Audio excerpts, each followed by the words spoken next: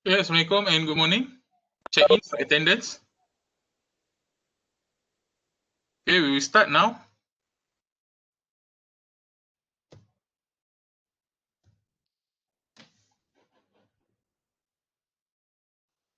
Okay. Welcome to the last chapter, which is chapter 5, Transformer. Okay, this chapter will have 3 parts. Okay, the first one is the theory or the background of transformer. Next is the ideal transformer, and lastly the practical transformer. Okay, for final question, okay, this question will be 1/4 of the final question mark. So make sure you also understand this chapter. Okay, we start with the part 1. Okay, part A, theory. Okay, what is transformer? Okay, transformer is a static machine which step voltage and current up and down. So that is transformer. Basically, it's change voltage and current. Okay. So why this is needed? Okay, I will show you after this. Okay, but it is very important thing.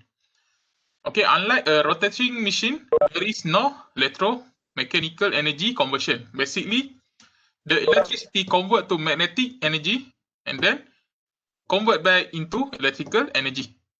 Okay, for machine or motor, it will convert to the output will be mechanical energy, but for transformer, the input and the output is electrical. Okay, you need to know that there are several type of transformer. Okay, category of transformer. The ideal transformer. Okay, the ideal means that there is no losses. Okay, practical means the real transformer. Special transformer, and lastly the 3-phase transformer. Okay, the ideal practice and special transformer is a single phase transformer. Okay, special also available in 3-phase. Okay, but for this course, we only focus at 1 and 2. Ideal transformer and the practical transformer. Okay, as mentioned before, the function of transformer is to step the voltage and current up or down. So if we have to look at the voltage. Okay, make sure you look at the voltage and not the current when you define this. Step up means that, okay, step up voltage is basically the voltage is step up. Okay, the voltage increase. The input voltage is lower than the output voltage. Output voltage will be higher. That means by step up transformer. And then it also has lower number of turn. Okay, lower number of turn at the prime in the input, and higher number of turn at the output. That is step up transformer. But for the current is inverted. Okay, the current at the input is much more higher than the output. So make sure you know the difference between step up transformer and step down. So for the step down is the voltage at the output is much more lower than the output at the input. Okay, so that is the difference.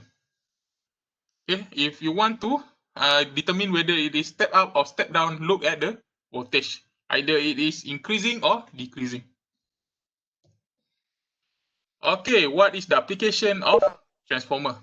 It's basically usually for raising or lowering the voltage and current. Okay, why this is important? Okay. Before we go, it's also isolate the circuit. You can see that the electrical connection between input and output is there is no connection, electrical connection. It is use magnetic connection. So it is isolating the circuit. Okay, go back. What is the function we raising or lowering the current loss? It's because it is to reduce the transmission losses. Okay, what is this mean? Is that okay?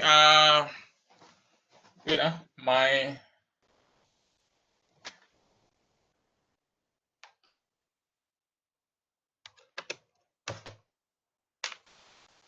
okay. Wait a second. My pen doesn't work. Okay. So in transformer, okay, you have a transformer here, TX. You have input. Okay, you have input V in, I in, and then you have okay, I out, and then V out. Okay. Law of conservation of energy. Okay, P in needs to be P out. This is for ideal. Okay, remember P is VI. Okay, VI in equals to VI. V out, I out. Okay, what happens is that when you increase the voltage, okay, the current will reduce because the power needs to be conserved. Okay, for example, you have 10 volt and 5, okay, 5 ampere. Okay, the output, for example, you increase it to 100, okay, 20 volt, for example, but the current will reduce because it is the law of conservation of energy. So 50, 20, 2.5, right? Okay, so means that the current will reduce when the voltage is increased. Okay, and why we want to reduce the current? Okay, in transmission, for example, this one, okay, in wire they are resistant. Okay, in wire they are resistant, and remember the formula P equals to I squared R.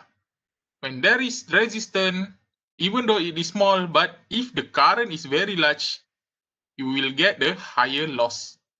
That's why we want to reduce the current, because we want to reduce the power loss at the wire.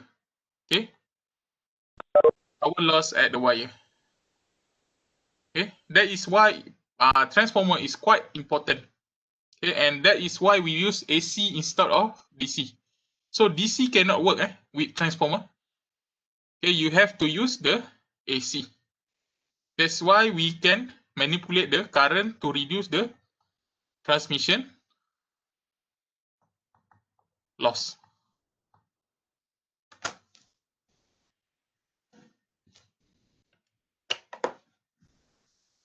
Okay.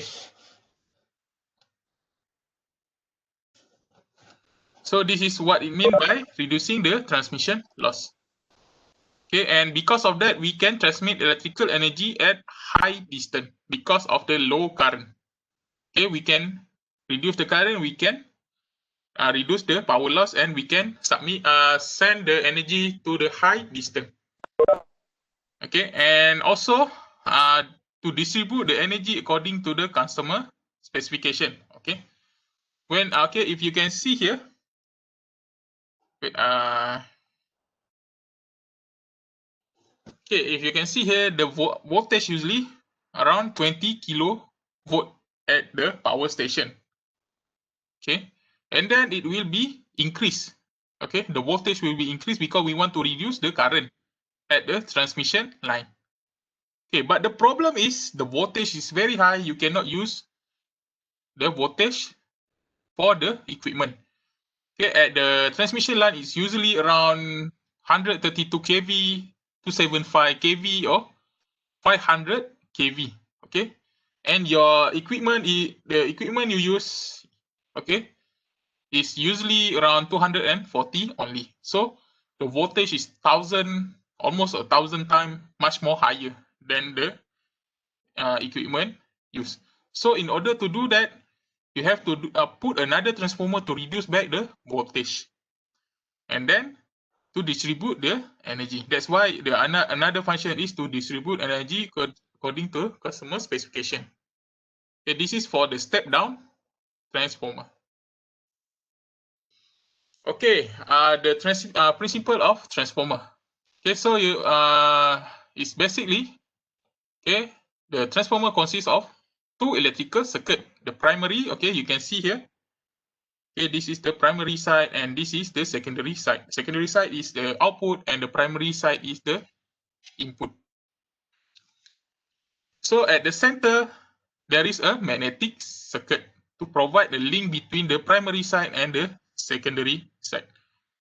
Okay, when AC voltage, okay, ensure that the transformer is only work at the AC voltage. Okay, DC cannot work with the transformer.